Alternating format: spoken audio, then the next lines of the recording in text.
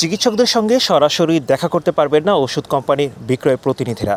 সম্প্রতি এই কার্যক্রম বন্ধের সুপারিশ পেশ করেছে স্বাস্থ্য খাত সংস্কার কমিশন। এই সুপারিশ ঘিরে তৈরি হয়েছে আলোচনা, মতপার্থক্য। কেউ বলছেন রোগীর স্বার্থে ভালো, আবার কেউ বলছেন এতে চিকিৎসা ব্যবস্থার ক্ষতি হতে পারে। এটা যদি সত্যি বাস্তবায়ন হয় তাহলে চিকিৎসকরা নিরপেক্ষভাবে ওষুধ লিখবেন, কোম্পানির প্রভাবে নয়। সাধারণ মানুষ বলছে রোগীর উপকারের জন্য ওষুধ লেখা হোক, কোম্পানির টার্গেট পূরণের জন্য নয়। ডাক্তারের পাশে ওরা না আসলে আরও ভালো, আমাদের অনেক উপকার হয়। ওদের লেখে, ওদের ঔষধ দেখে আমাদের ডাক্তার আমাদের ঔষধ লেখে।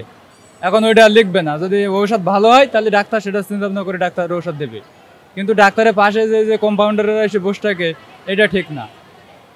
আর এটা সরকার ওটাই নেই। রিপ্রেজেন্টেটিভরা ওরা যে ডাক্তারদের কাছে যে খুব ডিস্টার্ব করে, আসলে রোগীরা অনেকক্ষণ ধরে লাইনের পর লাইন দাঁড়িয়ে থাকে। এর মাঝখানে রিপ্রেজেন্টেটিভরা যে ডাক্তারদের কাছে যে তাদের মানে বিভিন্ন রকম প্রস্তাব রাখে।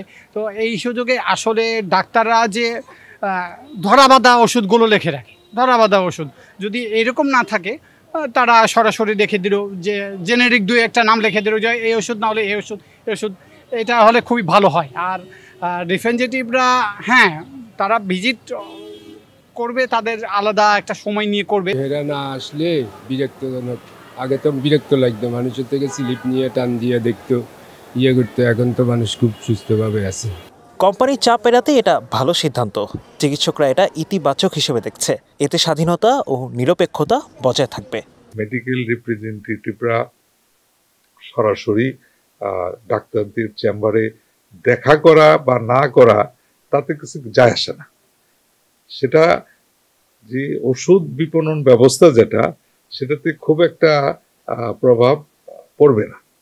যেটা হবে সেটা হচ্ছে যে এখন যে প্রচলিত যে পদ্ধতিটা হচ্ছে, সেটার ভিতরে অস্বাস্থ্যকর কিছু ব্যাপার আছে এবং কিছু অনৈতিকের কিছু বিষয় আছে। সেটা আমার দৃষ্টিকোণ থেকে এটাকে বন্ধ হওয়া উচিত বলে আমি মনে করি। শুধুমাত্র দুইটা দিক এখানে খোলা থাকতে হবে। দুইটা দিক হচ্ছে একাডেমিক এবং সায়েন্টিফিক প্রোগ্রামে, এবং হচ্ছে কর্পোরেট সোশ্যাল রেসপন্সিবিলিটির আওতায় যেসব প্রোগ্রাম বা যেসব অফার অথবা যেসব মানে কাজ, সেগুলা করা যেতে পারে। কিন্তু বিপণনের নামে যেগুলা হচ্ছে, সেগুলার ব্যাপারে আমি অবশ্যই বলবো যে এগুলা বন্ধ হওয়া উচিত।